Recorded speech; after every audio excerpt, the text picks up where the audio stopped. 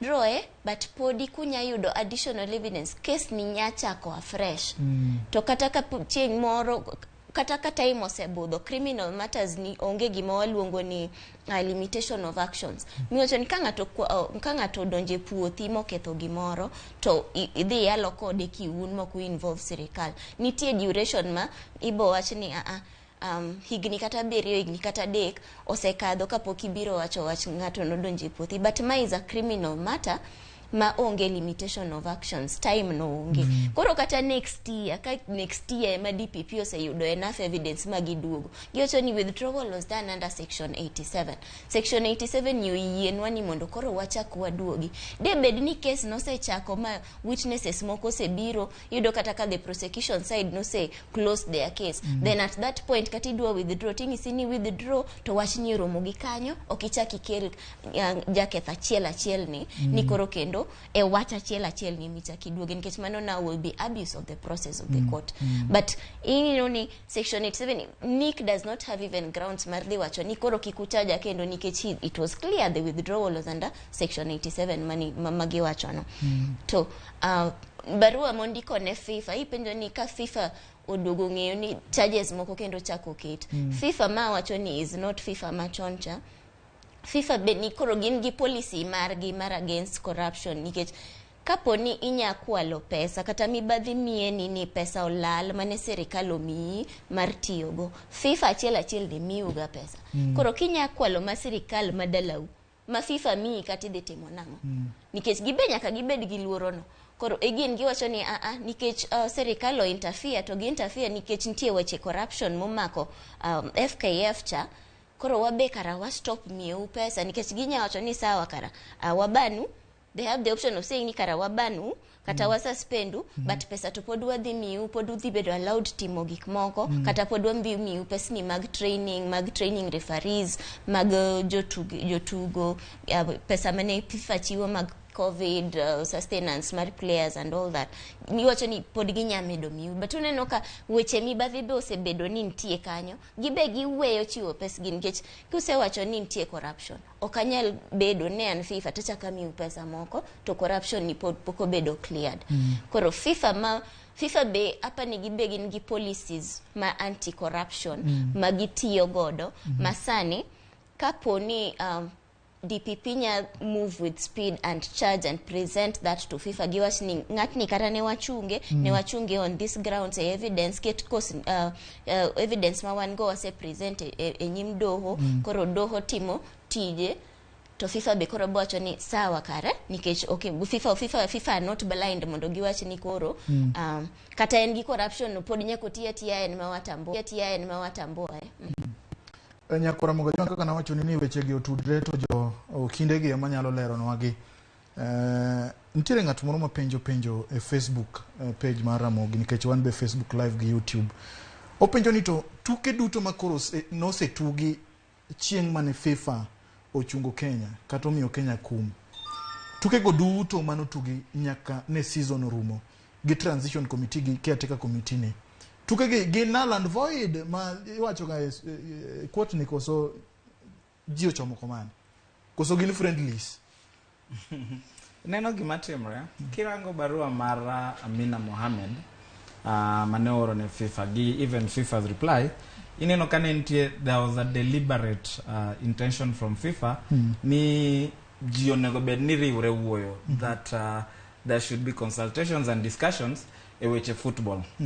Mimi benda chaka wacho ni transition committee, then we need to see ni effort manema giseketo ma ensuring ni to sports organization mabedo recognized under the Sports Act, to FIFA, to jotelo ma different machung ne club Kenya. To gisebet debate ni gisekelre together, giriwre giwach ni to koro way forward en mane.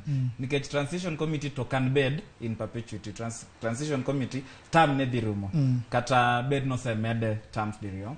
Term ne nyaka rumo. Koro there is a need to sit mondo jio discuss jio winjore to recognition ma FIFA ni, nikech mpira to dhi mbele Kenya, adhula ok no chung, to dhi mbele without recognition ma FIFA, without input ma FIFA. To mano kaka wacho ni jotugo gi referees gi players in the sector mar adhula Kenya ema umia nikech bro chopo kamoro manyaka wabed wach to recognition ma FIFA gi input ma FIFA ni and very important eventual development mar football Kenya ka so oknie null and void kadibed ni dibed piny with input ma FIFA input ma sports organizations mantie input ma Ministry of Sports input ma FKF bodies go nyalo winjruok nyalo yudore to winjruok kose yudre then they can sit and discuss into games madhigi how then do we backdate how then do we agree which I lago emomio gima duong kabisa en ni riwruok nyaka bedie nikech ka onge recognition gi input ma FIFA to nitie shida anta paro ni tuke mosebed kitugo since barua mar FIFA chane wuogi remain nullity nikech debed ni nullity ni onge then Tusker nutugo mo win league manentieni to waneno ka preparations gi tuke mag CAF Champions League gi CAF Confederations Cup osechako itugo to nino ka waonge drogo waonge matiende ni waonge ng'ama nenowa as at this point ate ahero galuonge ni a very expensive friendly season nonego bed ni rumo gi kama ne barua obireno nikech ka FIFA nosenyiso ni we do not recognize that caretaker committee muketono koro gimoro amora ma caretaker committee notimo bang' barua cha tuke manegi tugo promotions manegi manotimre relegation manotimre mago te onge sani wacho ni gina kanyo jogine tugo just to make sure ni players dong ka gin fit season ma pod dhi chakre afresh ni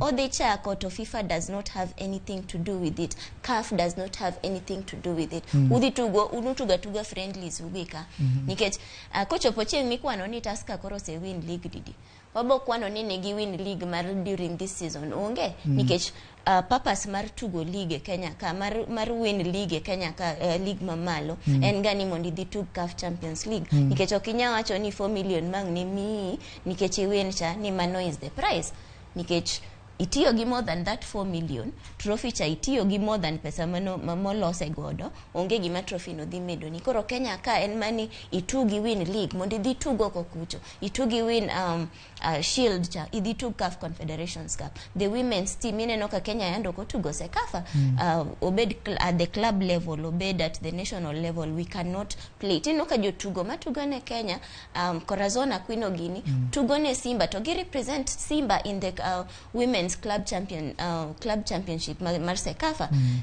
late nikech jok monigo bed ni ne tugo ni timbe gi ma Kenya kata gibed gi experience moro ni atugo against Vihiga Queens makuma na tuge chon atugo against tido ka koro magi ok timre nikech nobody recognizes gik mutimo within your own country so to me it still remains a nullity.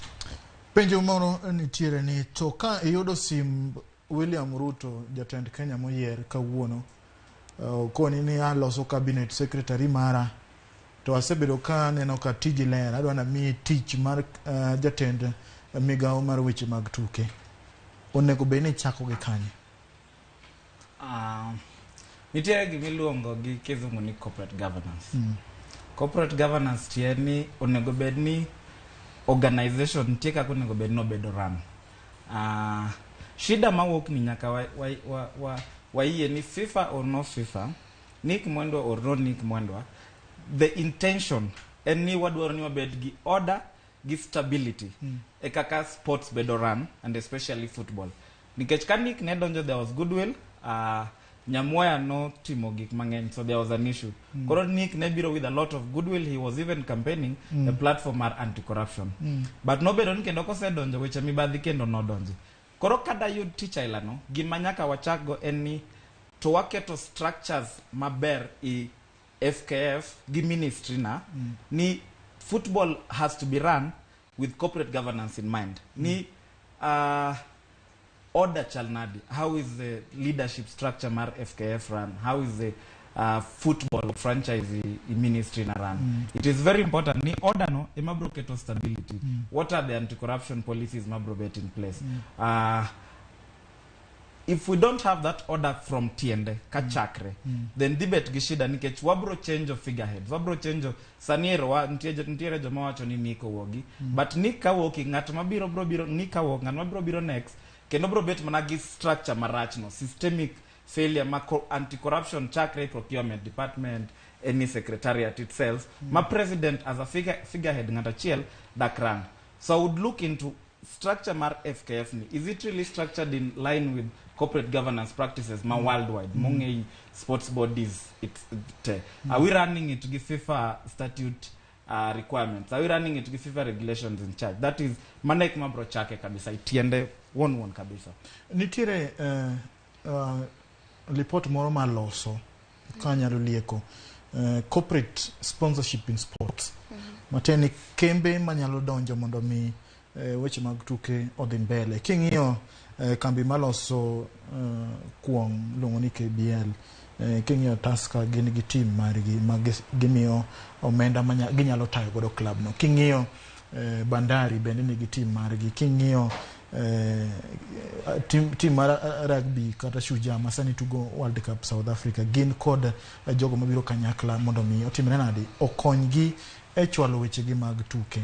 King'iyo gini duto nitiere ndalo mane transition committee no loso sports act gi loso gi constitution mar gi matayo weche mag adhula e pacho kae. Wakiera ni bro kete chik nikech ne gin transition committee onge ng'ama no kata FIFA kiagi to gima ne gitemo wacho kata na jatend migao no lero kanyo ni gidwa ni jok mabiro kaka corporates gi mondo mi odonje weche mag sports gibro miyo gi 30% tax whatever okna winjo kano lere maber.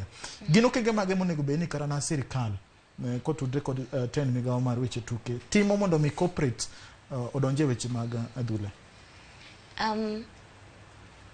In supporting weche tuke nikech kaka wasiko wacho ni Kenya ka pod tek mondi wach ni you can run a particular sport, obed rugby, obed hockey, obed adhula without government support or without government interference. Kech yudo ka klepe wagi waonge pap kumaonya go e tuge, waonge kumaonya time trainings, waonge we cannot operate on our own. So corporate sponsorship biro mondo kony mondo watim gigi, but you have to realize ni okibiyudo kambi mabiro ni anadua mi Gor Mahia pesa, adua mi FC pesa makama to onge gima yude. Tiyudo ka the same corruption issue ma wawachocha. Kanitie corruption, there is no ungi integrity issues a club kanyo, ungi integrity issues a federation kanyo. No corporate would want to pump in their money or to be associated gigik matimore, gik maricho matimore. They'd want to associate with your positive side. Okang narwak shati monde kane Tusker, okang narwak shati monde kane Sport Pesa to mibadhi nitie kata kudhie pap to nitie weche mag hooliganism. Iyudoka tech, nobody wants to be associated gi negatives cha. So gima serikal nyatimo en ni corporates ma are willing to support nikech adier kirango kiyudoka KCB as a bank in Kenya to gi sponsor mana nini achiel no kende KCB Kenya ka kende. But you don't the amounts magichiwo a league katama Tanzania. You don't kill amounts ma Sport Pesa chiwo. Sport Pesa no work. Niki withdraw on the basis ni serikal no introduce more taxes on them. Koroka serikal interfere gi businesses mag corporates gi. You don't gibegi wachoni kara. Gima wadwa konyogo as part of our corporate social responsibility CSR and wa support clubs. So you do clubs moko waket pesa wakanyo mondo watem konyo growth nikech ok waket pesa no kanyo for the sake of it. Watemo ni mondo jowa matugo jopiny Kenya matugo ne klepegi oyud kaka ginya support mondo clubs gibe odongi. But kido ka serikal interfere with these betting firms, kido ka serikal interfere with the sectoral corporates kumagintie no ni gi introduce taxes moko gifinyelia gi. Kora pani what the transition committee netemo chiwo kaka suggestion is imi tax relief kaponi ibiro iwacho ni sawa anatiyo Kenya kambi 9 magema kambini nyachiwo pesa marom kama ne club kama koro kimiu tax relief no yudo ka corporates mang'eny koro bo chako biro giwachni sawa kimiwa tax relief kata ma 30% as a corporate taxes chulo usuru no seche moko okoyot egini yudo ka seche moko kembe moko yudo ka kata sani kirango weche mag kambi mar kuong niluongo na keroche koro ka keroche nyawacho ni gima inyowa en ni taxes go ni mala ahinya kuomwa lakini wanya yudo club moro kara watere pesa yudo ka koro be en balance it's achieving that balance nikech amiyo club ni pesa odhi advertiser to gidhi tugo sinema gitugo no kata ka gitugo oko kucho keroche bedo as a brand bedo advertised to sirikal beneno gima timo ng'isi ni akara pesa made chulo wami tax relief chakoro hapa ni en gima ber lakini ok en gima de timre mayot ka podi issues mag integrity onge klepewa nikech afadhali kara achul taxes ka kik mia relief no lakini kikabed na ng'e na chiwo pesa dhie club kamoro tok dhi chopo ne the intended persons. Abaron gima Brenda wacho is very important nikech oduoko ai gima wacho ma corporate governance structures tende nikech corporates be dwaro ni kagimi club pesa to ging'eyo ni club ni pesa ni dhi bedo handle in such a way nitie integrity moro mosebedo set the system mar club no iye kanyo ma pesa ni ok bed ni dhi bedo pilfered ama jomoko dhi kawo pesa ni ok dibed ni onge corporate ma dibed ni dwan associate gi club maka players wok ni dhi tugo Champions League kamoro to gidhi nindo piny i airport ama or gidhi chopo to kagi chopo to hotel structures nitie shida corporate dwaro ni teams obed organized kaka teams bedo run iway ma ka corporate ka Safaricom wok ni chiwo pesa to gichiwo pesa i team maging'eyo ni team ni bedo run kama my structures mantie my kaka ka team ni wok ni tugo oko pesa ni is going for to an intended specific purpose as opposed to ni ginyalo gabet go ipach gini pesa ni wanyalo chiwo ne club to pesa ni idhi cham gi jomoki club to jotugo ama support staff my club ok bro yude so oduoko amni wach how corporates operate any corporate governance structures ma clubs gi nyaka bed enhance ma timbe wan go matindo tindo gi nyaka bedo run in a particular way kaka sani waneno gi manyoto timbre ne wazito chande no bedo run in an individual manner and it could not last. Watieko nyakoro Mogajwang wach mogik madwani mondo wachi kapok wadhi Nakuru nikech Nakuru nitiere tuke mag secondary madhi mbele to tuke gi nyithindo nigi mich mopogore nitie jok matugo adhula nitie jok matugo rugby nitie jok matugo table tennis volleyball tuke ng'eny nyithindo gi nigi mich e pach gi seche moko ka gidok dala bende gineno kaka bagni osebedo weche mag tuke e Kenya kae.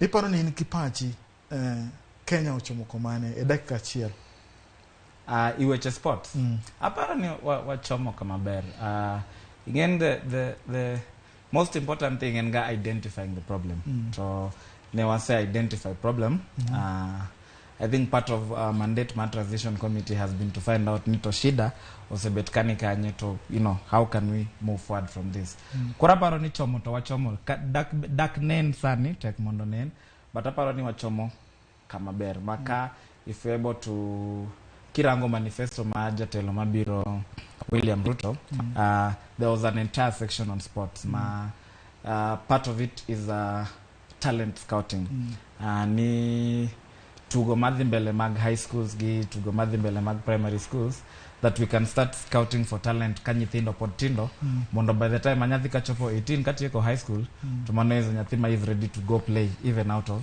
the country so and in my mind aparo ni wadhi maber ok wadhi marach if we continue with the same direction ni which corruption needs to be weeded out from FKF we need to bring in a new team at FKF I hope the government of the day nyalo ensure ni we don't end up with Nick mwendo gi team ne mantie sanini to obro dhima fine obro dhima ber Brenda okarona tie kod nikech weche obedo matek pinje mag Ingereza noduo wang'ia ne to mar Queen Elizabeth ni Elizabeth ngene jok moko ne wacho ni en nyanya kach man gi liel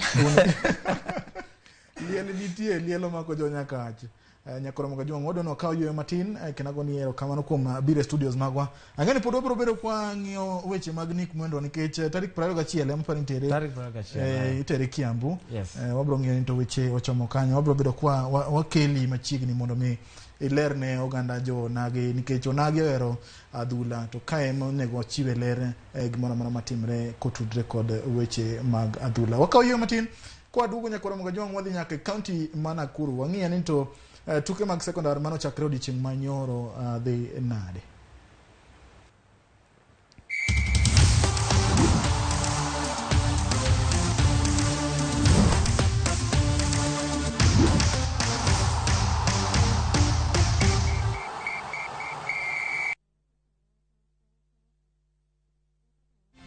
Shabiki.com is all about the game. Playing live. It's all about the number of goals. Half-time markets. Correct scores.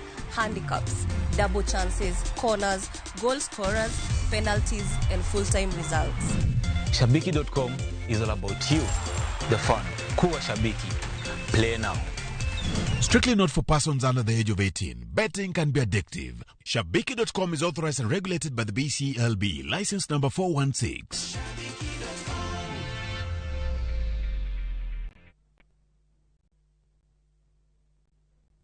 Citizen Digital is proud to have emerged top and been selected for the 2022 Google GNI Middle East, Turkey and Africa Innovation Challenge. With Google's support, Citizen Digital will increase its capacity in news gathering for our viewers and listeners under the Wananchi reporting platform. Download Kenya's #1 app, the Citizen Digital app today, and get the news as soon as it happens. Kenya's #1 app, Citizen Digital.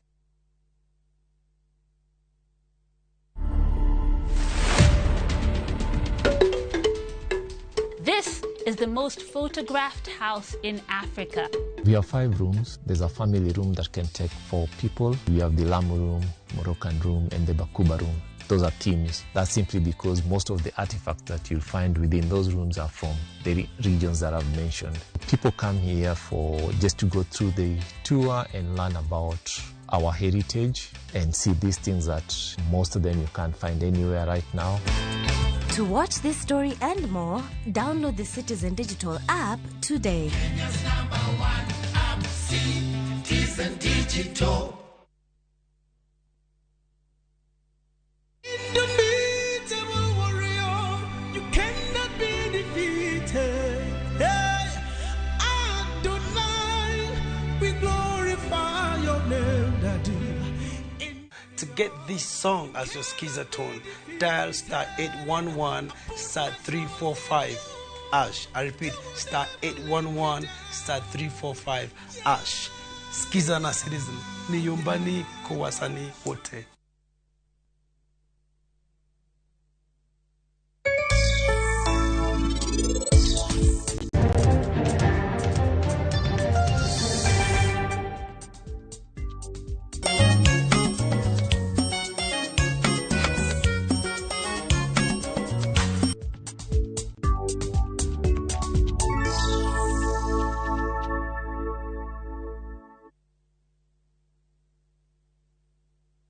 Enjoy View Travel affordable holiday packages. Kenya's #1 travel agent and online booking platform, View Travel offers wide variety of local flights, hotels, transfers, holidays, activities, and so much more. Whether traveling as a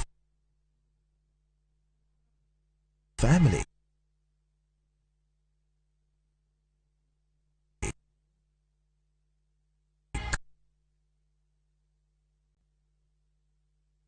couple, chama, church groups, friends,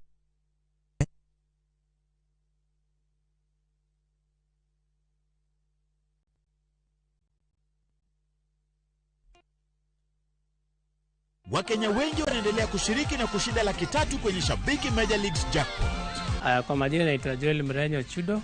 Nimefurahi sana kushinda hii Shabiki Major League. Nimekuwa mshindi wa Shabiki TUKE. Kwa majina yangu naitwa Daniel Kimwetikire. Ni mara yangu ya kwanza kushinda hii shabiki. Na imiza wale wenye hawajacheza wajaribu kucheza tena. Hii mchezo ni real na mtoto anaweza shinda na iko sawa. Kuwa mmoja wao. Cheza Major League Jackpot kwa shilingi 10 pekee kwa kutuma neno MJP kwa 29063 na waweza kuwa mshindi. Shabiki Major League Jackpot, the easiest jackpot in Kenya. Not for persons under the age of 18. Betting can be addictive. Play Collect fare kwa boda au matatu ukitumia ViewPay cashless na uqualify for bima ya 100,000 shillings pamoja na medical cover ya 20k na permanent disability cover ya 100k kwa 5 bob pekee. Dial *236# today to start using ViewPay cashless.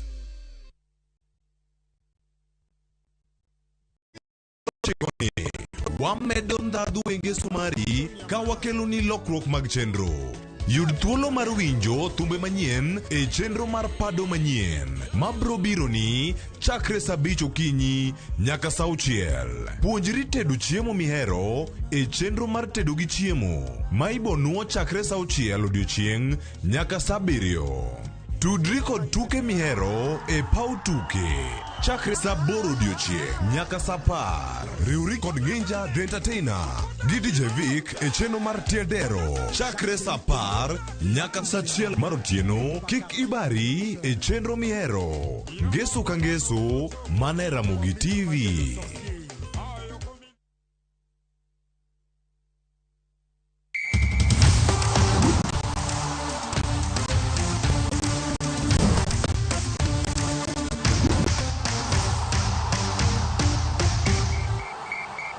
Macheni kendo nyakora moga juanga aneno kuoro ote modhuro asomi ariyo moko TV Ramogi TV opondo mos na welo aneni yoro maber sana ma dundo kowuok kumungu.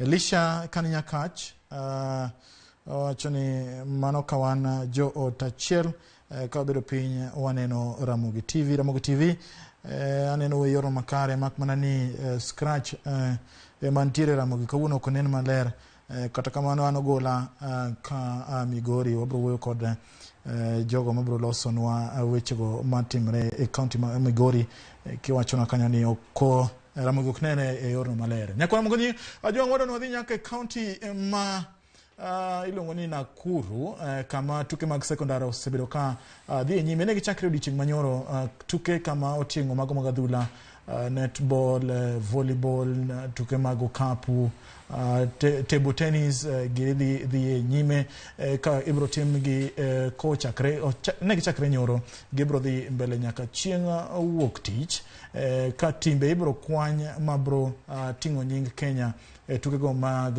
pinje mag East Africa mabro timre Arusha kochakore tarik 13 mano e piny mar Tanzania. Gisani adno tude kod reporter marwa mantiere county ma Nakuru ka enti sikund sekondar mar Nakuru High longoni Asiba mondo onyiswa ni to weche chalo nade. Asiba, kama unaweza nisikia Kiswahili kidogo leo itanichanganya kidogo lakini nitajaribu.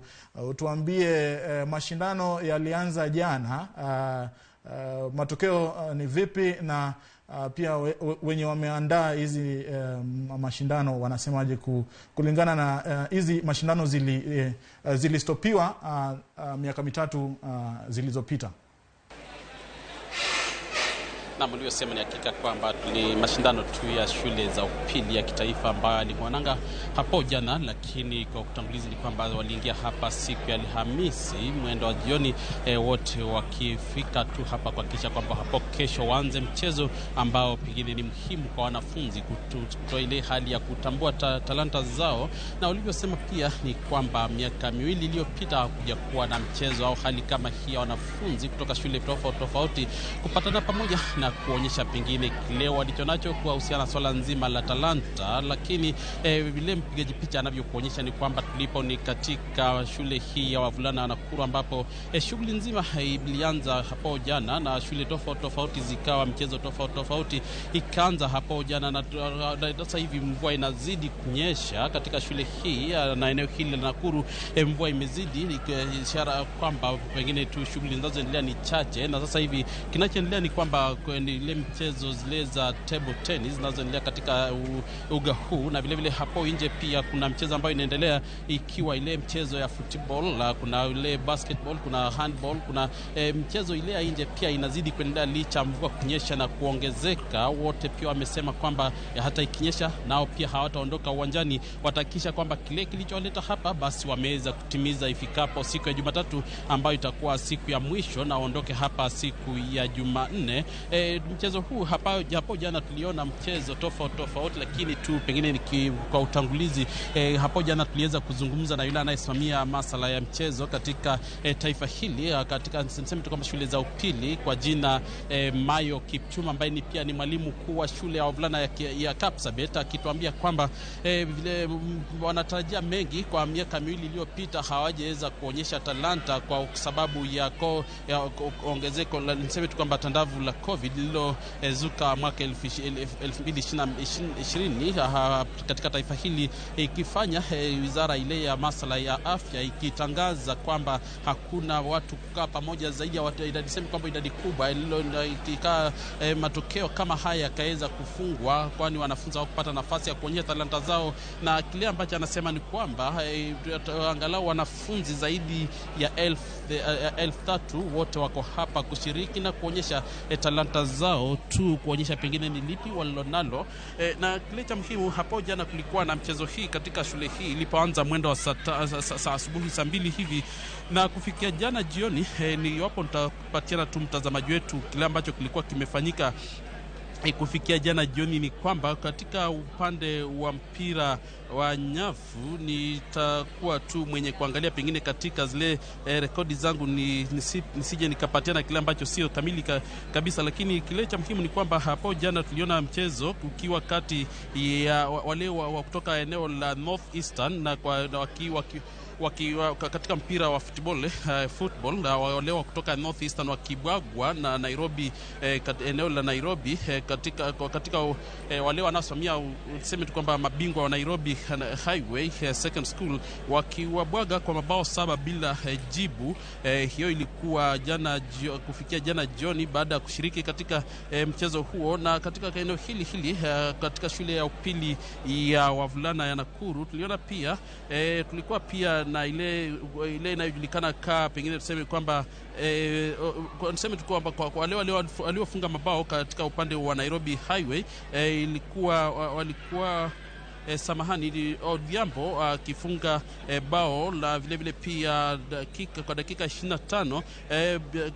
Aroko akaongeza bao la pili katika kipindi cha pili, akaweka bao la pili, na pia katika upande ni mpira uliokuwa wa ustadi na kuonyesha umahiri wao katika siku nzima aliyokuwa hapa hivi wakicheza. Na pia vile pia tutazungumzia tu Nairobi Highway vile Frederick Abuga ambaye ni msimamizi wa shule hiyo alisema kwa mkufunzi wa timu hiyo ya Nairobi Highway, akisema kwamba imemchukua muda na tuseme tu kwamba pengine kuzungumza nao na kuwapa yale ambayo yanastahili kuhakikisha kuwa wamejifunza na kuja kuonyesha umahiri wao katika mchezo huu mzima. Vile pia kwa mchezo mwingine hapo jana katika ile pool bar tuliona mchezo wa Western Champions wale kwa jina shule ya upili ya Ebwali wakifunga mabao 5 pasipo jibu, walikuwa wakichuana na ile shule kutoka North Eastern North Eastern Mbali Eastern inaitwa Mbooni wakipata bao moja. Mbooni ile kochi wake ile mkufunzi wake kwa jina Ocheng Gilbert alisema kwamba wamepoteza ushindi huo kutokana pengine tu na ile vijana wake kupunguza makali katika mchezo huo.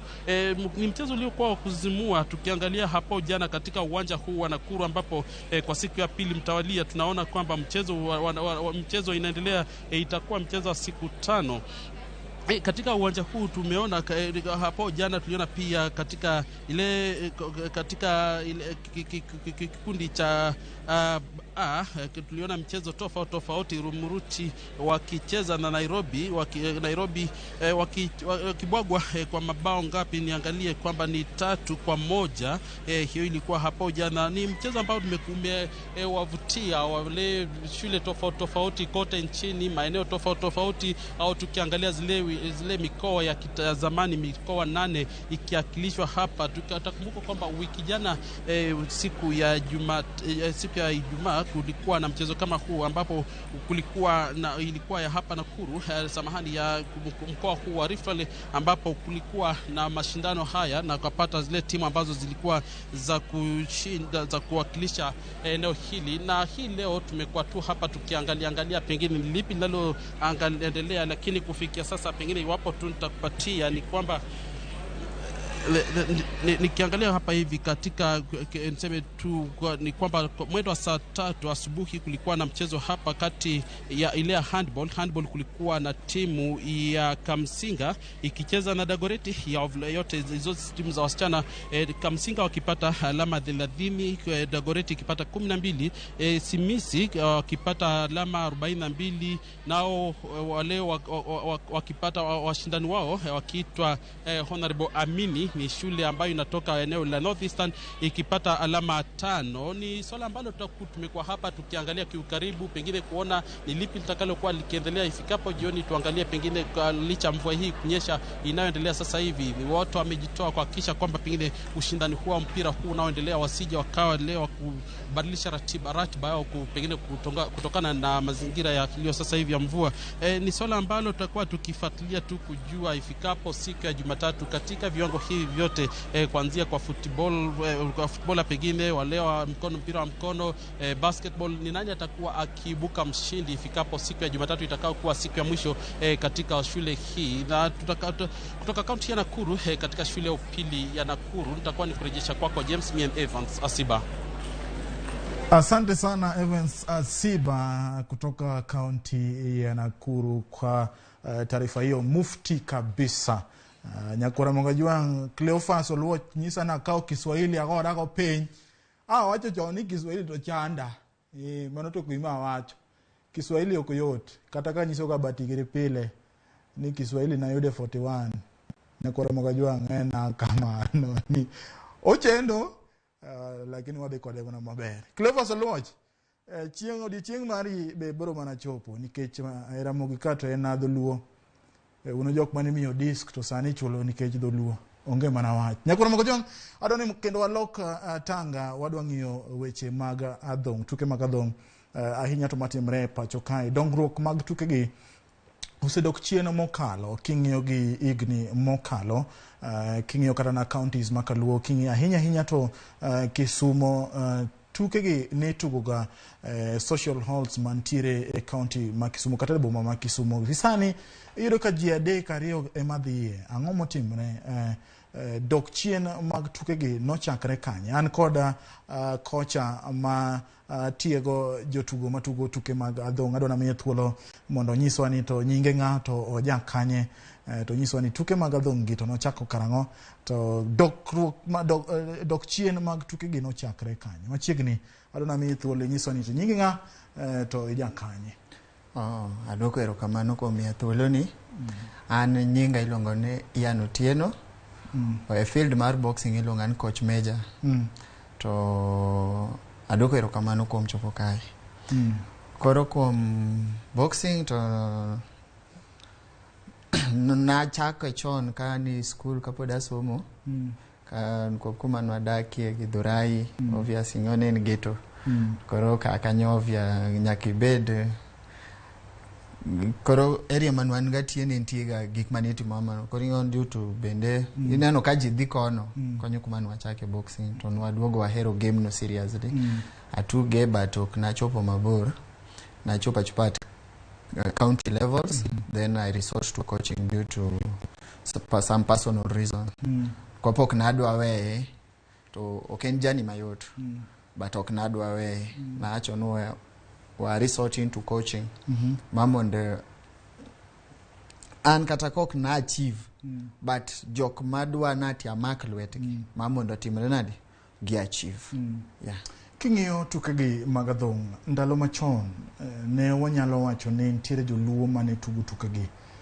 Sani wan mana gi Nick ema kodhi tugo ahinya ma ji neno. King'iyo bende Congestina korka joma wakeni bende ne tugo tukegi. King'iyo sani kaka Congestina gi kaka en. Penjo ma ji penjore ni to tuke mag adhong' gi gin tuke makelo lokruok mar wich koso nikech ng'ato goyi matek. Ang'o monego bed ni itimo nikech kata king'iyo ngima mar Congestina gi sani ka wachako kode ok en ngima moro ma ji nyalo wacho ni en ngima maber, to en ng'at nyadendi manosetugo tukegi kuom thuolo malach. En ang'o matimre ga tukegi mag adhong'? Okay, gima timre e tugo mar adhula en achiel. Tugo mar adhula ok en tugo marach. And like any other sports, ten sport maber ahinya. Shida en ni koko bedo taken with the serious handling. Koki handle in a very serious matter manoto nyako gore kodi noma. Kopingono injuries to ngatie. To daka wach no unge sports maonge injuries. Katobed football, katobed basketball, injuries negatie. Daki wach nanati in boxing no kende man god injury. Congestina's issue daka wach nen considered gungum. Nen depression mano lead into that. Ngum nyabedo just an added thing, but main issues not donge into depression. Kopio donati serikal ma Kenya was the major problem also. So sponsors manoma kolwete bende mage mane changian. Kopio donani otugo ochopo into international levels, otugo games and called fame, lakini pocket wise ameumia vibaya sana. Ameumia totally frustrated. Ngato dakodagi maisha maber, lakini jok modhi tugo kataloka kucha jok mogoyo ka gin jok modak maber miyo nyaka security escort, lakini into kidwoko rukaone government mokongo kawo pesa gote kata keni nyaki bed frustrated. That one stress mano lead into depression. Madoko wach nati ngum emano chope kaka na depression. King'iyo lek mag kata dongruok mag tuke mag adhong', onego beni chaka gi kanye nikech osedok piny mokalo. Onego beni ochakre gi kanye nikech kata nitiere tuke manoonge go chon masani kaka machalo kabadi gire Coco Games gidwani riwruok matayo tuke gi dwaro ni mondo tergi e CBC mondo nyithindo chak timo gi kapod gitindo. Tuke mag adhong' onego beni chako gi kanye nikech gisedok piny? Okay, tuke mag adhong' onego beni chako at grassroots level. Grassroots level is whereby kikirit nati chop nati itiek form 5 kichak boxing. Why identify? Ingon kaka one clubs magwa nwachako gimilongo Dondi Mashinani Initiative Program. Dondi Mashinani Initiative Program is whereby kaka an coach mar Kasarani Boxing Club aketo boxing club iginene akelo boxing club igeto. Koro achako gonthindo. Kaki club mara kajantiere vijande ma as early as 10 years. Kanye kumachako nature boxing. Ngopingon ngati maduongu akona majukumu mob. Ngati maduongu samatino okobi gym samatino akiana ngo the hustle, lakini kwa chako gunthindo matindo kanye kuma boxing chakre. Nyathini dongo kong'eyo gicha molde tipuonje timie discipline be. Kop bende boxing magongo discipline be kendo goga ng'ato noma seriously. Kori imie discipline tibedo kode strict. Seche mineno kohero gino toki okipuonje on the harsh side, ipuonje on the positive side. Titaya lwete mosmos. Itaya lwete mosmos. Timako lwete mnyako jing. Kakanye kuma boxing alafu bende orupo abed kod ginene. These our leaders. Oknena tigiketo giseketo nwa the Dondi Mashinani Initiative Program. Lakini support be waongogo. One day or one coaches one at grassroots level. Wagolo row kacha. Lakini support mabende wakale. Onge. Kaka aketo boxing club. Since aketo boxing club, onge government mose biro nati shika gloves, shika pads, shika hizi ama tumekutembelea sisi kama officials wa nini chukua hizi vitu endeleza nao club onge an madonji ofuko na nkop ahero boxing tokadwa nati en gima ni chunya tokadwa neno kagini fail kor an madhi hustle maga atimo gika anyiewo pads at the same time order be dware no dano chiemi nano kako tek lakini at the end of the day en gima ni chunya I have to do it king'iyo kata na weche mag adhula gin gi riwruok matayo weche mag adhula king'iyo tuke mamoko kata athletics Kenya kaka unjo boxing be un kod riwruok matayo tuke gi to riwruok no ere kony ma gichiwo ne clubs kaka un jok manigi clubs okay kaka wan kod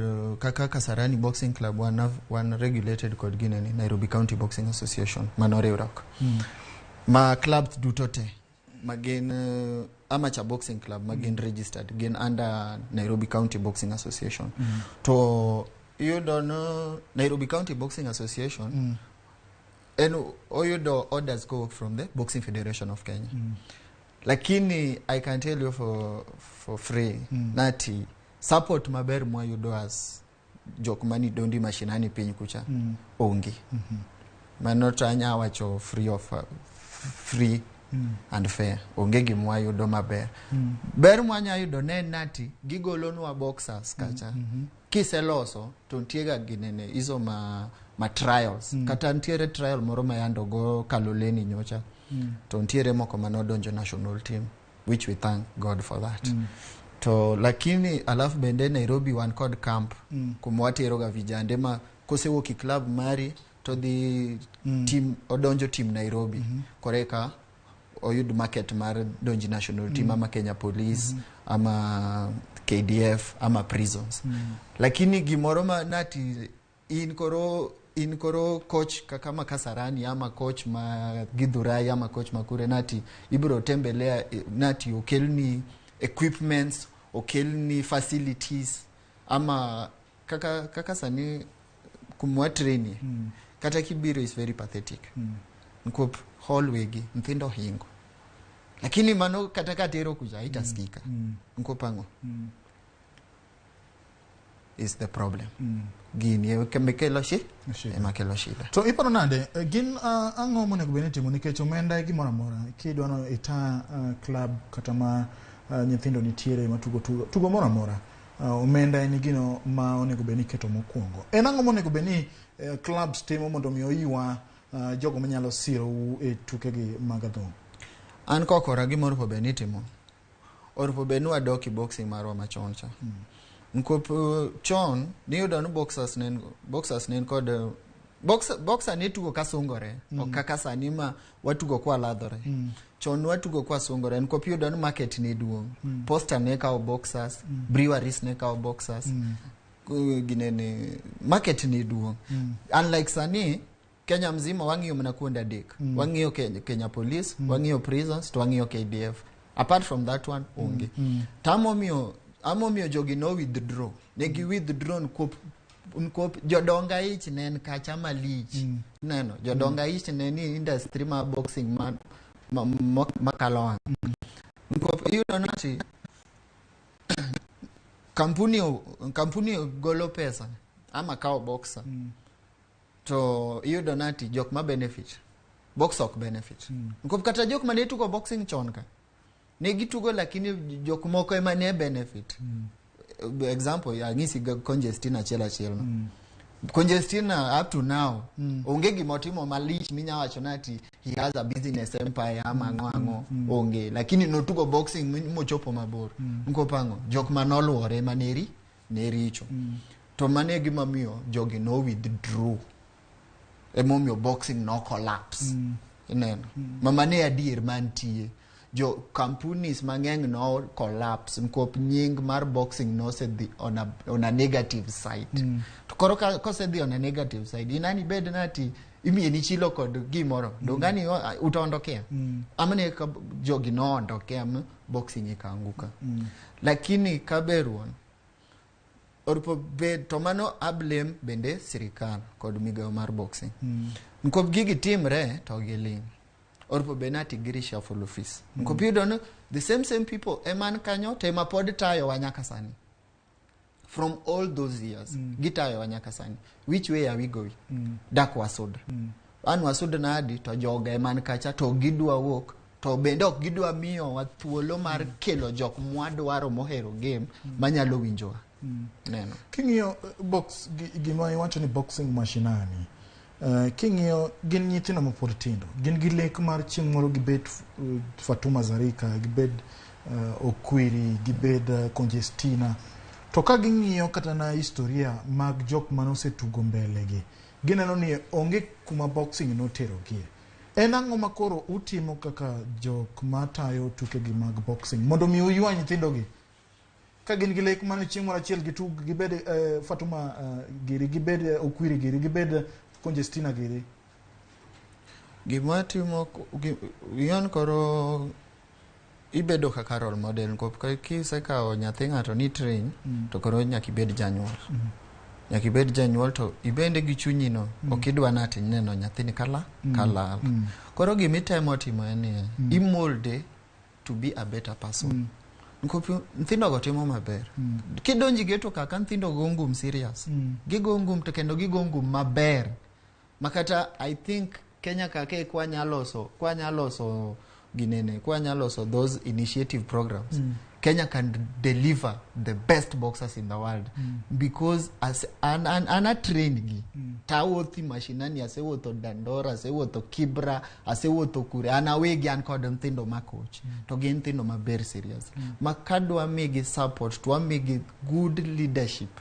to ginyatimo maber problem biro natin koro malo kucha weche no sekethre to weche gi kokethre orpo benati gimotimo en loko joka golo jok mani komka ema kila kitu ita change alafu orpo beni miyo wa jok mong'eyo what is boxing kik miyo ng'ato wok from ng'ato goli agriculture ikeli sports magoy gik maketho kata sports ma Kenya not only even in boxing kati football kati in whatever ogol ng'ato from whatever kumogole kuja he doesn't know anything oongo chuny mar sports ingon kisebedo gi chuny kina sportsman ing'e gimikale iyo machungu ya kujimold boxing tech okoyot mamondo imold boxer makoro en ng'at manyaka o punches ring mo take those medals okoyot it takes a lot of sacrifice to dware mana ng'at ma osekalo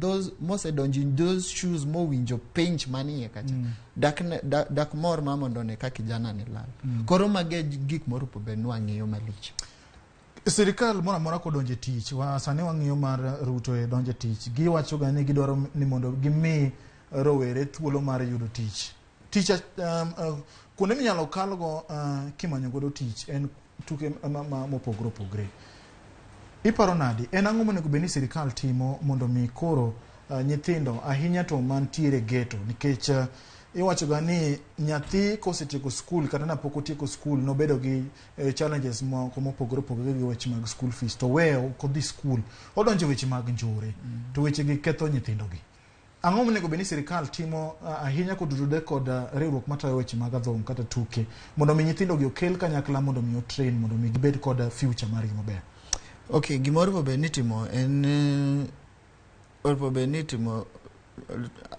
first is awareness government orpo benkel awareness and then orpo benati strategy okay nena gimoma ichunga odiochieng' achiel tichako timo strategy on how strategy number 1 mana neno nati ber orpo benati gikelo this nini longo nango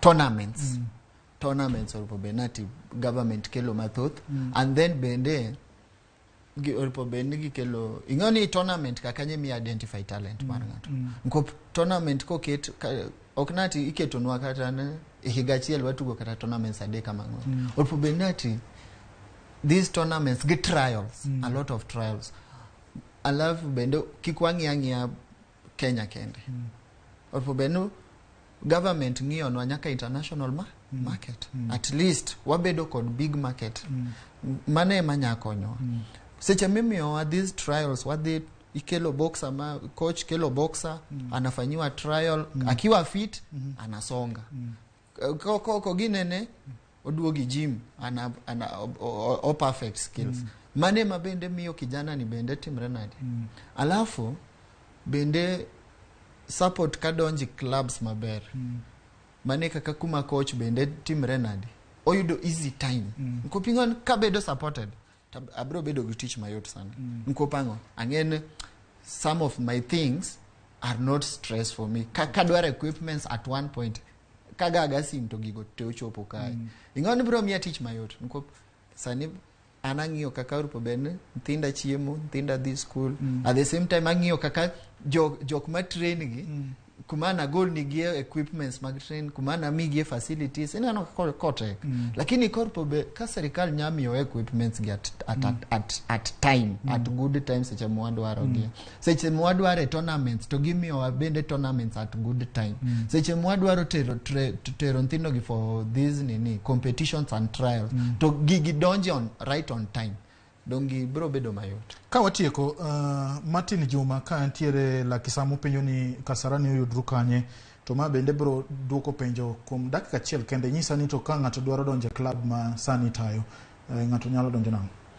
Okay, Kasarani Boxing Club ng'ato wayudre gine Mwiki 13th Street kwa chief kibira Mwiki tilor tido yudo penjo ACK Road kichopo 13th Street kanye kuma Kasarani Boxing Club nti ng'ato kadwa donjo okay ng'ato kadwa donjo watumoga just registration fee Martin ma is not expensive 3,000 and then training is just 50 bob okay adwa mi singo moro kae Milton onego beni bedo kodi twak makawuono ni segment marwani no bedo kod tuo matin wato nyisa ni obro biro kama utrene mondo miyo ng'ie nyithindo go kaka train nikech Ramogi TV wan gino mwatimo en ni mondo mi wachwal mich mag nyithindo ahinya to chenro ni mar PAW TUKE mondo wang'eni ere kaka wanyalo nyiso gino ma utimo ahinya to club ma intiere goniro kamano kuom bedo kodwa Milton Jaka Black bro chopo kama intiere club kanyo mondo mi onyiswa kaka weche chalo kaka jigo adho nikech ng'eni tuke mag adho ngenya kwa Ramogi jwa bende chiemo nyaka ibed kod chiemo maber nikech nyaka ibed kod ni unga mogo nyaka ibed kod maber aneno chieng' Emmanuel mabende ni kodwa weche go mag tuke bende wacho ni kata Kiswahili mara rach kamano to we Kiswahili awinjo ka kora mor nyaka Ramogi jwa ngado ni mondo akaw yue matin wadu kod Brendo Ngalo wang'eni to weche mag Champions League chalo nade jo Europa League bende we ok wil kod kama tingo Manchester United.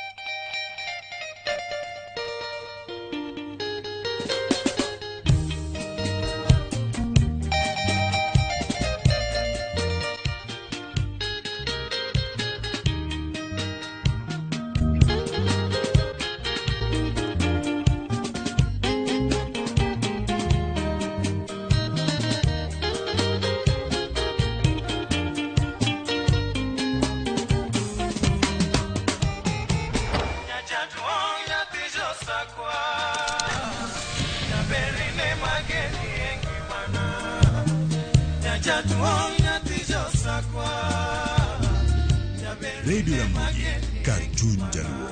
Radio Ramogi.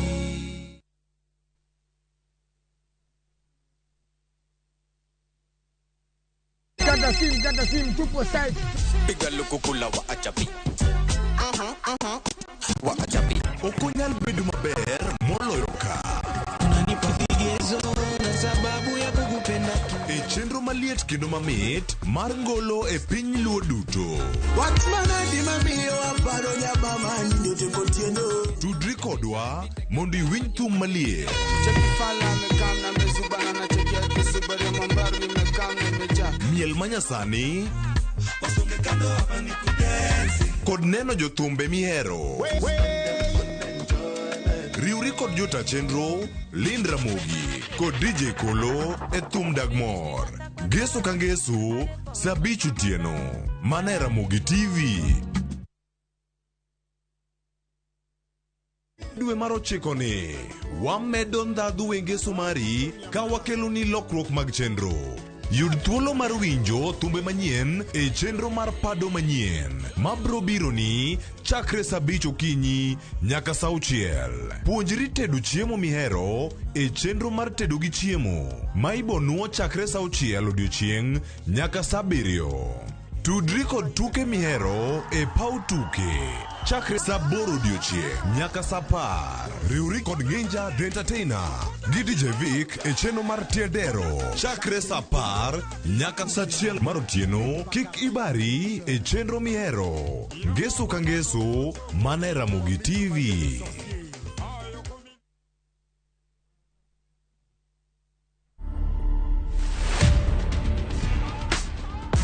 Manze ukipata chance kutesa life ni short, maisha uisa man. Wewe ni utesa nikipata chance. Okay. Nini hebu nione. Ziko kwa masikio. Wewe akangu sangwi. Kalo unanjifanya tunjui ni uswali Kalo.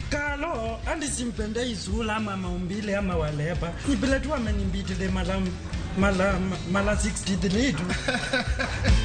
To watch this story and more, download the Citizen Digital app today. Kenya's #1 app, Citizen Digital. Mashabiki chungu nzima wanaendelea kushinda bonuses nonono kwa Shabiki Jackpot Mbao. Bonuses are for 10, 11 and 12 correct predictions. Join the bonus movement. Cheza Shabiki Jackpot Mbao kwa kutuma neno SAM kwa 29063 na huenda ukajishindia zaidi ya shilingi milioni 20 kila wiki.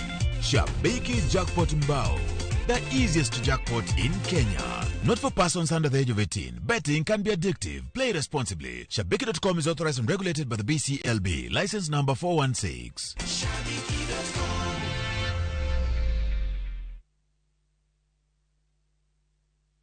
Collect fare kwa boda au matatu ukitumia ViewPay cashless na uqualify for bima ya 100,000 shillings pamoja na medical cover ya 20k na permanent disability cover ya 100k kwa 5 bob pekee. Dial *236# today to start using ViewPay cashless.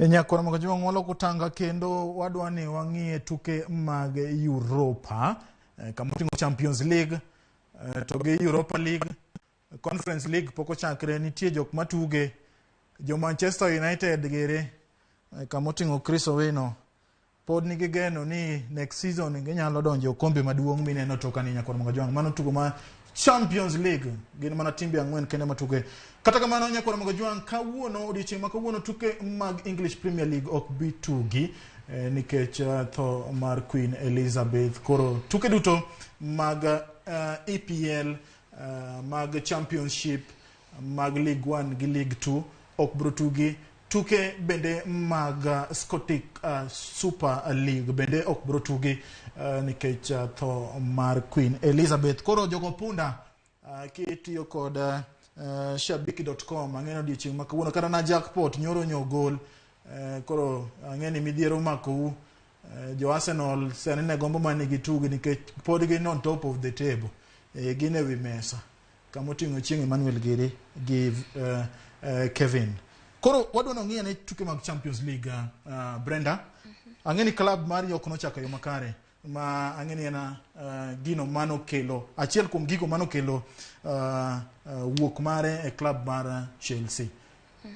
Thomas Tuchel to adier kirango to apani onego bedni watemo wamede thuolo matin nikech transition club ero koro yando nyiew gi joma nyien Todd Bowley gini ka gibiro giyudo ka club is not that stable to it was expected nikech kata jotugo iyudo ka nitie new signing ero Dynamo Zagreb ni ero mokwongo Aubameyang gini ochako tugo Koulibaly gini pok ong'iyo gi club pok gijel koro apani it was not a fair decision ni could the first tugo mutugo Champions League Moido Dynamo Zagreb mapa ni klepe tema qualify the to go Champions League gin there on merit gitegi beyo kuma ne gintie momiyo gi qualify koro kinyawacho ni tugo achiel ni ema nomiyo gole koro an gi pacha tapani kaka Chelsea yando kochako league maber apani wane match day 5 to pokwa ngiso tugo maber ahinya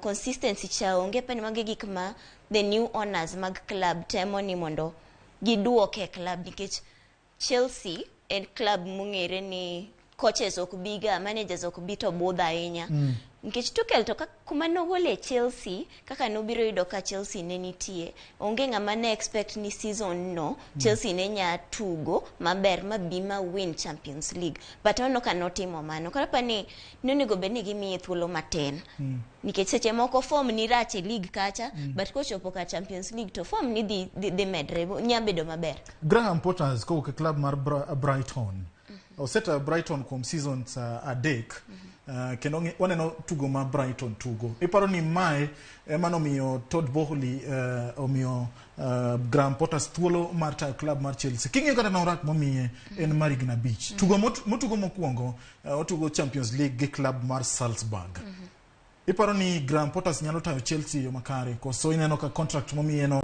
omiye ni kata ko qualify ne Champions League to Chelsea ni kare gima apani gimomiyo gimiye en ni mondo players moa e leagues moko mobiro Chelsea mondo timo bede gi stability moro mapani kade bede ni an mungisa ni karayier ne Chelsea manager okapar ka en do ber kata top 3 jok matemo paro nikech kirango osebedo coach mar Brighton is a mid table team kaka ne gibiro gina kanyo onge ok gisudo gitim maber be gitim marach koro okapar ni Chelsea en club monego bed ni iketo in that category lakini coaches oseneno ka bedo signed babire Chelsea to the first season magibire gingiso ga tugo maber ahinya onge ng'ama nong'e ni Tuchel dhi biro makao league gi Chelsea makao Champions League gi Chelsea to koro gino konya wacho ni waraite off but ber nikech wanoko miye orak mar higni 5 mangiso seche moko ni ginya bet kode comfortable gine ni to kara idhi konyo wanadi stability misekete Brighton cha seche moko ema Chelsea manyo sani koro pani nitie gima gineno kuome manta kaka fan mar Chelsea to podokane Ongea ne club mar Manchester City clubs duto matuge leagues mag Ingeresa wang'iyo club mar Manchester City nogoyo club mar Sevilla gonde 4-0 e tugo mar Champions League mokalo jatugo masulwe magin go mane ginyewe club mar Borussia Dortmund loyo kendo en jatugo masulwe marieny negi gisani oselo gonde 11 e tuke duto mosetugo tuke auchiel ineno ka Haaland nyalo tero Manchester City mondo mako kombe maduong'ni ginyalo Haaland nya konyo lakini ngeni kaka kuongo wacho ni Champions League kichope mago klepe mambese gi qualify te kuma ne gintie mondo gibigi tu koro kido kama Man City osenigo kaka ne gichako season kata last season ne gisebedo ka ginyiso tugo maber ahinya to Champions League is very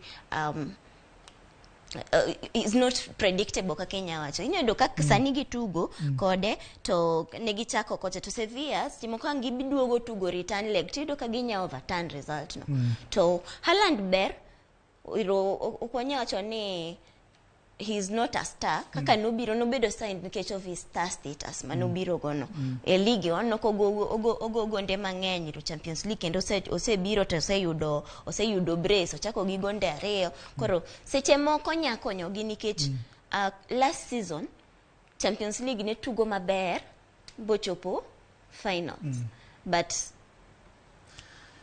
Sadio Mane emonya wacho ni en engine mar club mar Liverpool nikech wuok mar Sadio Mane kodhi e club mar Bayern Munich.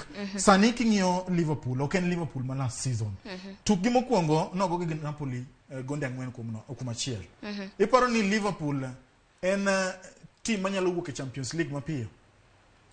Liverpool to wang'ni ok kata nonyalo odhi wuok e Champions League piyo nikech apani gimis Sadio Mane kamane nikech iyudo kaka Sadio Mane ne tugo ne gina group of 3 Sadio Mane, Salah was the third person.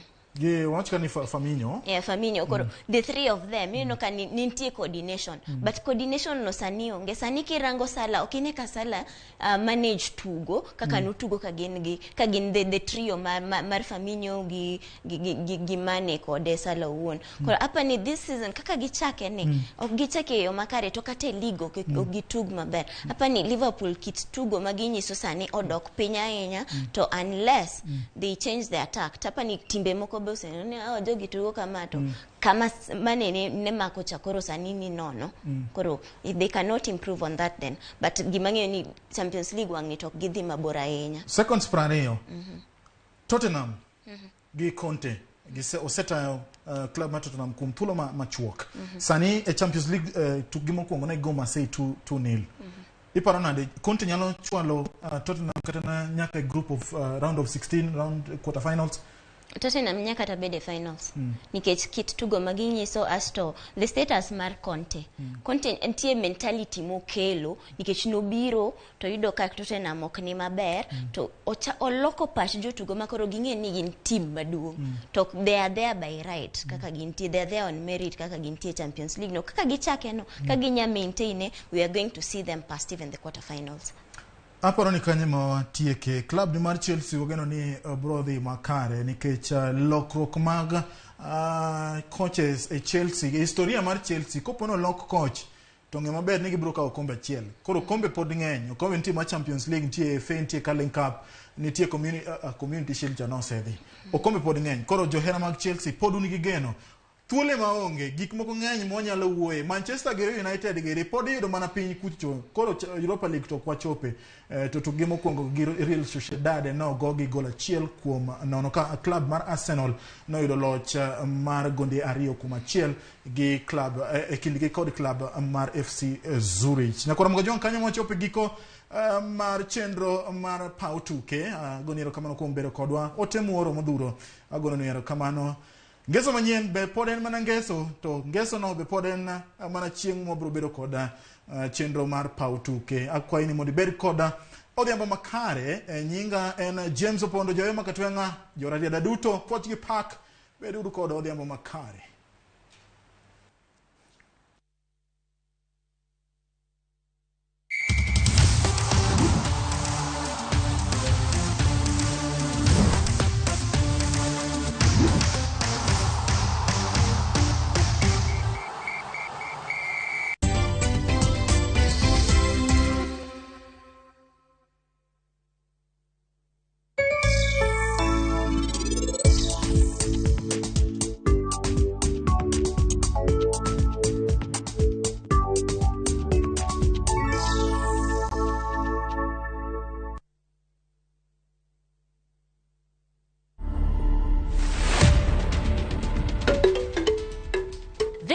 is the most photographed house in Africa.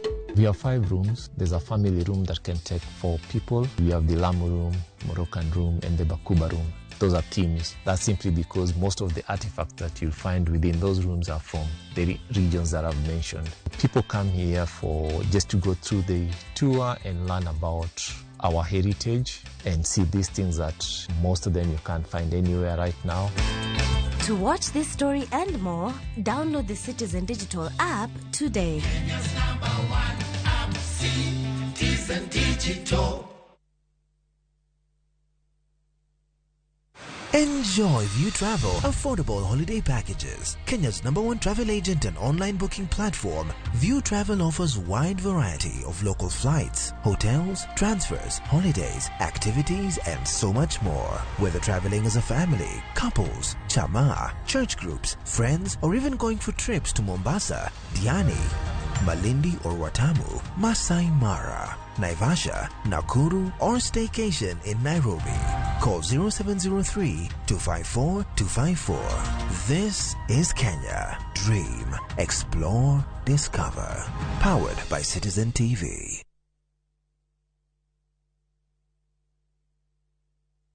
Mkona paka network huko. Airtel 4G my friend ni kama oxygen, iko kila mahali. Experience our expanded 4G network. It's better, faster everywhere. Get an Airtel line today. Airtel, the most affordable network. Wakenya wengi wanaendelea kushiriki na kushinda $300,000 kwenye Shabiki Major Leagues Jackpot. Kwa majina naitwa Joel Mrenyo Chudo. Nimefurahia sana kushinda hii Shabiki Major League. Nimekuwa mshindi wa Shabiki TUKE. Kwa majina yangu naitwa Daniel Kimwetikiri. Mara yangu ya kwanza kushinda hii Shabiki. Naimiza wale wenye hawajacheza wajaribu kucheza tena. Hii mchezo ni real na mtoto anaweza shinda na iko sawa. Kuwa mmoja wao. Cheza Major Leagues Jackpot kwa $10 pekee kwa kutuma neno MJP kwa 29063 na waweza kuwa mshindi. Shabiki Major Leagues Jackpot, the easiest jackpot in Kenya. Not for persons under the age of 18. Betting can be addictive. Play responsibly. Shabiki.com is authorized and regulated by the BCLB. License number 416. Shabiki.com.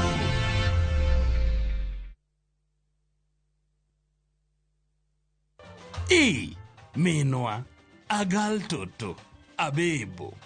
It's been a while, but you're looking so fine. And let me ask, have you eaten? Have you taken lunch? Don't punish yourself. Let me wire something kidogo kwa simu. Is 70,000 enough?